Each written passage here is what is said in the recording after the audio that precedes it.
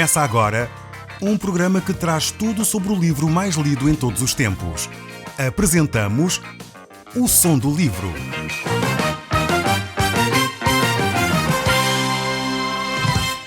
Seja muito bem-vindo. Neste podcast vai encontrar o livro mais conhecido e lido em todo o mundo.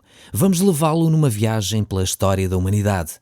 Este é um audiolivro para si, para a sua família e sociedade em geral. Contextualização e comentários de Paulo Chaveiro. Caro amigo, nós hoje vamos iniciar o estudo de uma das epístolas mais famosas, talvez, da Bíblia.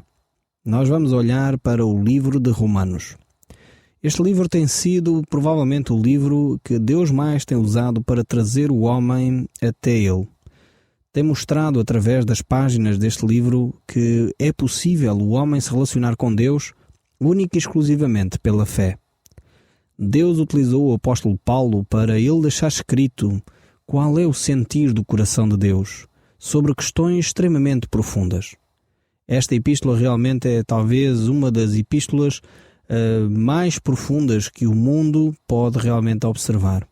É nela que nós vamos encontrar frases profundas acerca do nosso relacionamento com Deus, daquilo que nós somos e daquilo que está no coração de Deus. É através desta epístola do livro de Romanos que nós realmente podemos perceber que o nosso relacionamento com Deus não é baseado nos nossos feitos. Não é possível comprarmos os favores de Deus. É única e exclusivamente através da fé em Jesus Cristo que nós podemos ser declarados justos por Deus. Mas antes de nós passarmos a entender e nos entrosarmos com o texto bíblico, eu gostaria hoje de fazer uma introdução a este livro. Então eu gostaria de poder ver convosco algumas possibilidades de divisão, por exemplo, desta epístola, formas e qual é o assunto que esta epístola trata, ver quem foi o autor desta epístola, quem foram os destinatários desta epístola, para nós podermos compreender um pouco melhor, quando começarmos a analisar o texto, o que é que ela tem para nos dizer. Então, olhando, por exemplo, para as divisões desta epístola, os primeiros 8 capítulos, eles dizem respeito à doutrina, a assuntos doutrinários. A fé é o seu grande assunto, é o centro de toda esta epístola, é o tema principal, podemos dizer assim. Encontramos o apóstolo a falar sobre a salvação pela fé, justificação pela fé. Depois, por exemplo, no capítulo 9, 10 e 11, aqui tem uma secção que trata sobre a nação de Israel. Como é que aquilo que nós temos vindo a falar do Velho Testamento se relaciona agora com o Novo Testamento? O que é que a nação de Israel, que tinha sido a nação escolhida por Deus, tem a ver connosco, os cristãos, atualmente? Como é que Deus se vai relacionar no futuro com a nação de Israel? Isso nós vamos encontrar nestes capítulos 9, 10 e 11. Depois temos o capítulo 12 a 16, e eles falam sobre os deveres cristãos. Aqueles que foram justificados pela fé devem ter um comportamento, devem ter uma forma de viver. E aí encontramos nestes versos, nestes capítulos 12 a 16, como nós devemos viver. Nós vamos estudar estas diversas secções, estes diferentes assuntos, de uma forma mais detalhada depois. Ainda podemos dividir esta epístola de uma outra forma. E eu gostaria de propor que tivesse atenção para perceber também uma outra possibilidade de divisão. Por exemplo, os primeiros 17 versículos do capítulo 1 é a saudação que o apóstolo Paulo faz à igreja em Roma. Depois do verso 18 deste mesmo capítulo 1 até ao versículo 20 do capítulo 3, nós temos aqui uma secção que aborda a questão do pecado. Eu sei que muitos de nós não gostamos muito de ouvir esta palavra, pecado, ficamos logo incomodados, temos a tendência de querer mudar de posto, mas eu proponho-lhe que fique aí mais um pouco e veja aquilo que Deus tem para lhe dizer através deste tempo que vamos passar juntos e o que é que realmente isto quer dizer. Depois ainda temos o assunto sobre a salvação. É uma terceira divisão, poderíamos verificá-la no verso 21 do capítulo 3 até ao versículo 10 do capítulo 5. Aqui é realmente o âmago da questão. Ou seja, nós só necessitamos de salvação se estamos em perigo de vida. Ninguém é salvo se estiver confortável, satisfeito. Só somos salvos se estamos a viver uma situação de crise. Só somos salvos se estivermos a viver uma situação onde estamos em perigo. Então, quando a Bíblia fala de salvação, é porque realmente a nossa vida estava em perigo. O problema está que muitas vezes nós nem reparamos que estamos em perigo. É por isso mesmo que a secção que antecede esta que eu acabei de falar trata sobre o pecado. Ela revela quem nós somos e revela aquilo que o pecado faz à nossa vida. Uma das coisas que o pecado faz na nossa vida é tornar a nossa consciência cauterizada.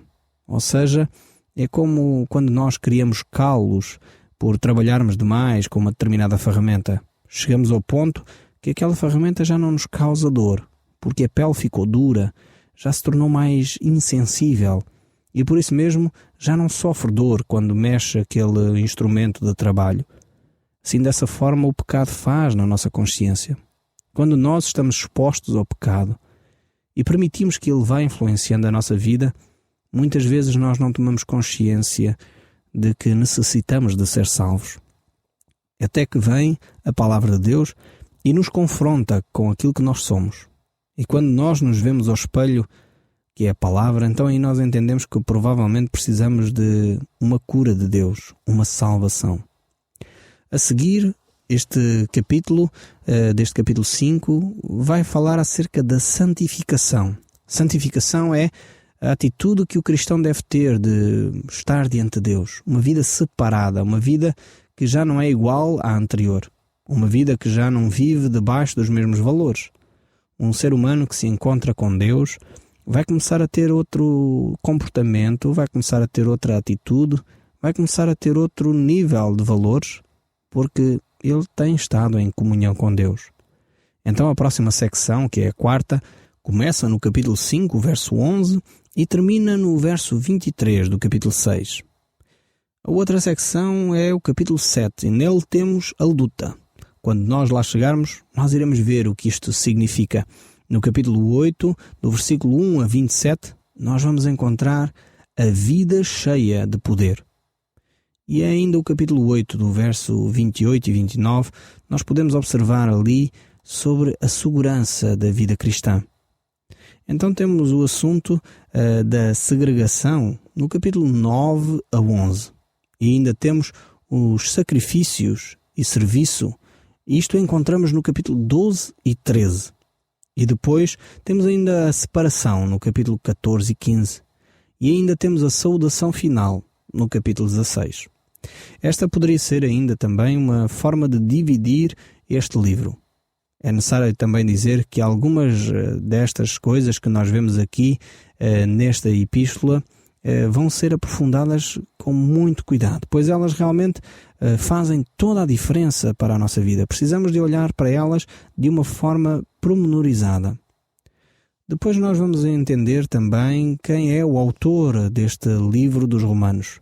Vamos falar um pouco acerca dele, sobre a cidade para onde ele escreveu e quem era a igreja a quem esta carta se dirigia. Vamos falar acerca do apóstolo Paulo. Ele é o autor desta epístola. Ele é o autor de uma série de outras cartas que encontramos no Novo Testamento. Deus usou muitos meios para se comunicar com o homem. Mas nos últimos tempos, diz a Bíblia, Deus falou-nos através do seu Filho.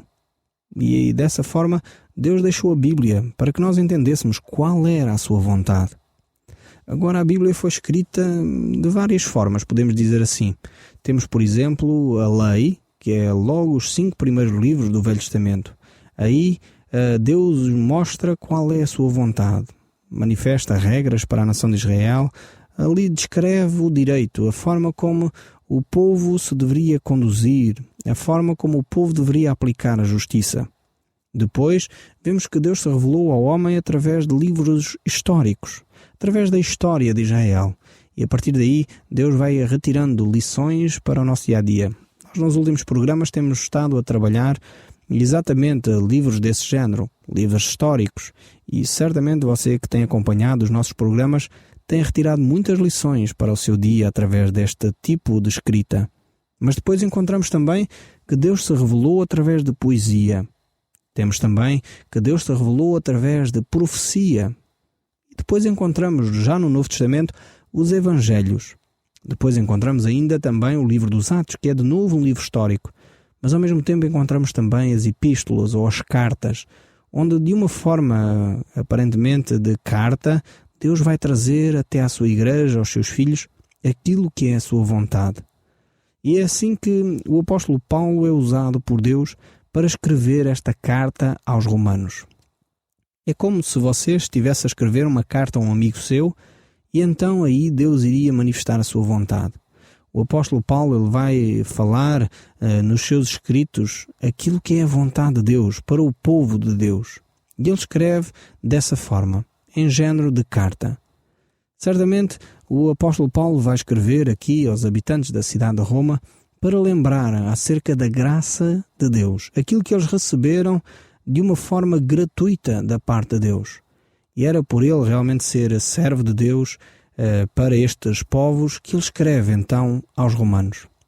Aquela igreja ali que se constituiu não foi uma igreja igual às outras. Ela surge sem que um apóstolo, um daqueles grandes servos de Deus que tivessem tido contacto direto com Cristo, tivesse trabalhado ali.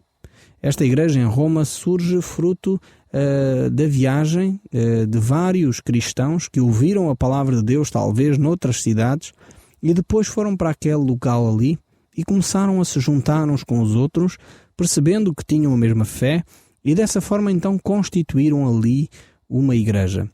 Esta igreja era uma igreja maioritariamente de gentios. Era uma igreja que não tinha sido fundada por um apóstolo. E por isso mesmo o apóstolo Paulo então vai escrever para eles. O apóstolo Paulo tinha recebido esta grande responsabilidade de escrever, de cuidar dos gentios, assim como o apóstolo Pedro tinha recebido a responsabilidade de cuidar dos judeus. Então é por isso que o apóstolo Paulo, ao escrever uma das suas cartas, por exemplo, aquela que escreve aos Gálatas, no capítulo 2, no verso 8 e 9, ele diz: pois aquele que operou eficazmente em Pedro para o apostolado da circuncisão, também operou eficazmente em mim para os gentios. E quando conheceram a graça que me foi dada, Tiago, Cefas e João, que eram reputados colunas, me estenderam a mim e a Barnabé a destra da comunhão, a fim de que nós fôssemos para os gentios e eles para a circuncisão. Então, neste texto bíblico aqui de Gálatas, vemos que o apóstolo Paulo está bem consciente da sua missão. Mas também os outros apóstolos reconheciam que Paulo foi chamado por Deus para um ministério especial, para levar esta graça de Deus, para levar o Evangelho de Jesus Cristo aos gentios. Então, nesta carta de Romanos, nós vamos ver esse processo acontecer.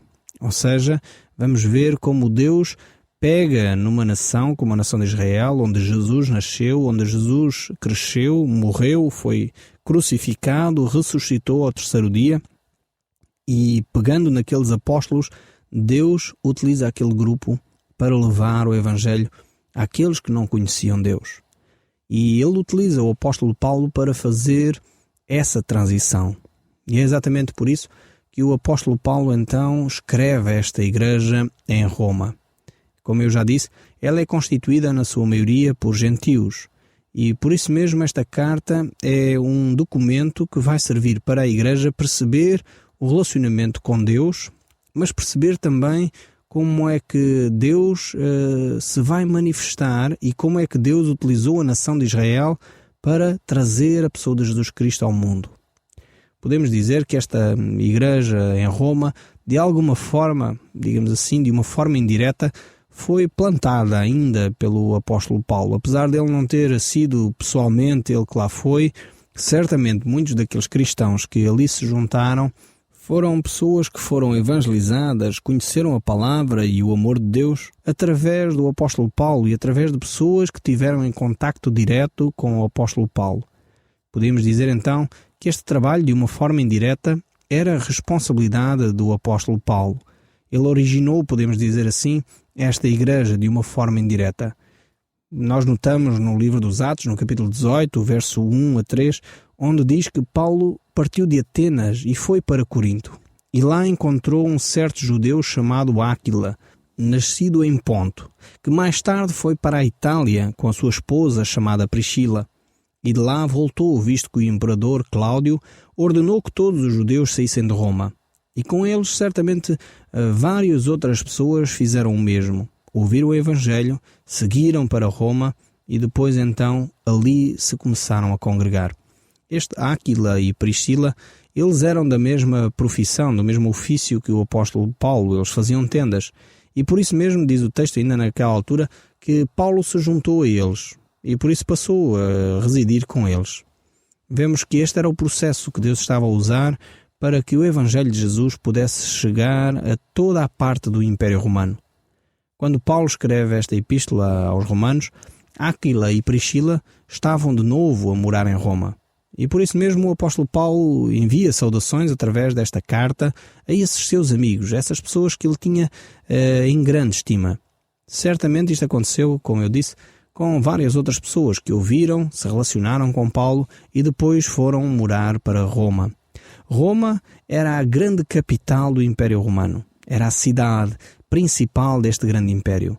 Havia várias cidades importantes, várias cidades que pertenciam a este grande império, como Filipos, Tessalónica e outras, mas, no entanto, Roma era a grande capital. Ela tinha um estilo de vida próprio, uma linguagem própria, como é próprio das grandes cidades. E o apóstolo Paulo certamente conhecia isso. Ele era um cidadão romano, ele vivia nas vias romanas, ele caminhava por essas vias, ele conhecia certamente a linguagem romana, o estilo de vida, pois ele se identificava e em muitas alturas certamente ele cruzou com pelotões de soldados romanos, ele frequentava os locais públicos de Roma, ele era um homem que sabia viver nesse império e por isso mesmo ele falava com essas pessoas de uma forma livre, pois ele conhecia a sua mentalidade, mas ele também conhecia aquilo que era a palavra de Deus para os gentios. Dessa forma, então, ele estava à vontade para anunciar esta boa nova no meio desta grande cidade. Ele tinha manifestado o desejo de ir a Roma, mas ainda não o tinha feito. Ainda não tinha chegado a oportunidade de ele se envolver com aquelas pessoas cara a cara. Por isso mesmo, ele escreveu esta epístola. Era uma sociedade que carenciava muito de uma orientação que viesse de Deus. Eles necessitavam de perceber o que era a vida santa, o que era realmente viver de uma forma separada, o que significava viver os princípios de Cristo no meio da sociedade. E realmente só Cristo era o remédio para esse grande mal que assolava o Império Romano. Cristo Jesus é anunciado de uma forma muito clara pelo apóstolo Paulo nesta carta aos Romanos. A fé é de facto o grande alicerce desta carta. Ele mostra de uma forma inequívoca que o nosso relacionamento com Deus passa única e exclusivamente pelos méritos de Jesus Cristo. Não há nada que eu ou você possamos fazer para nos relacionarmos com Deus, a não ser confiar nos méritos de Jesus. Confiar na obra que Jesus Cristo fez naquela cruz. Aceitar que através da morte e da ressurreição de Cristo nós nos podemos relacionar com Ele. É nesta carta que Ele nos diz que não há ninguém que busca Deus. É nesta carta que nós vamos encontrar que não há um justo, nem um sequer. Mas também é nesta carta que nós vamos encontrar que é o amor de Deus que se estende até nós. É a graça de Deus que se estende até nós para nos fazer seus filhos. E por isso encontramos em Romanos 5, verso 8, que diz: mas Deus prova o seu amor para conosco, pelo facto de ter Cristo morrido por nós, sendo nós ainda pecadores. São textos destes que realmente fazem a diferença. Foi exatamente por tropeçar nestas Escrituras que vários homens chegaram ao ponto de se encontrar com Deus. Vários homens que vieram a ser realmente relevantes na sua sociedade, na época em que viveram, porque compreenderam que este Evangelho de Jesus não pode ser comprado. Este Evangelho de Jesus não é para ser vendido. Este Evangelho de Jesus é uma oferta de Deus a cada um de nós, a si e a mim. Deus se quer revelar a cada um de nós. E a única coisa que nós podemos fazer, se é que podemos fazer alguma coisa, é realmente depositar a nossa fé naquilo que Deus diz. É confiar que aquilo que Ele diz é realmente verdade. Quando nós aceitamos esta verdade, quando nos arrependemos dos caminhos que tomamos e dissemos: Senhor, eu percebo que andei a minha vida a caminhar ao lado daquilo que era a tua vontade. Hoje entendo que eu necessito depositar a minha fé em Cristo Jesus. Hoje entendo que a morte e a ressurreição de Jesus são suficientes para eu me relacionar contigo. Quando eu percebo isso, então eu começo a ter um novo relacionamento com Deus, baseado na fé e baseado na obra de Cristo. Certamente nós vamos cruzar com textos que vão fazer toda a diferença na sua vida. Mas desde já eles poderão começar a fazer diferença se você hoje mesmo compreendeu que precisa de Cristo, que tem vivido ao lado daquilo que é o plano de Deus para si, que necessita entender e praticar mais a fé de uma forma muito clara, dizendo: eu não quero mais ser eu a fazer os planos, eu não quero mais confiar em mim, eu quero confiar em Deus. Quando nós tomamos essa decisão, quando nós começamos a ler e a estudar a Bíblia e a perceber o amor que Deus nos tem, certamente a nossa vida vai ser muito diferente. As nossas obras, aquilo que nós devemos fazer de bem, é consequência desse relacionamento com Deus. Não é as obras que vão comprar o favor de Deus, não.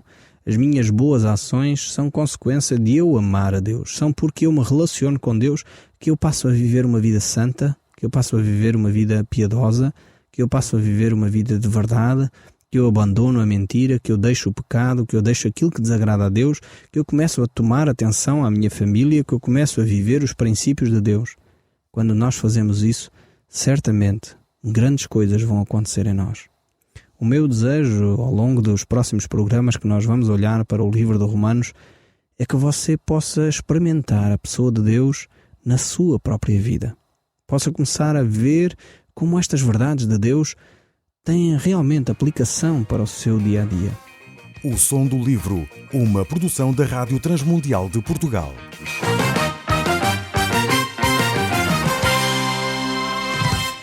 RTM. Conhece todos os nossos programas em rtmportugal.org. Uma produção da Rádio Transmundial de Portugal.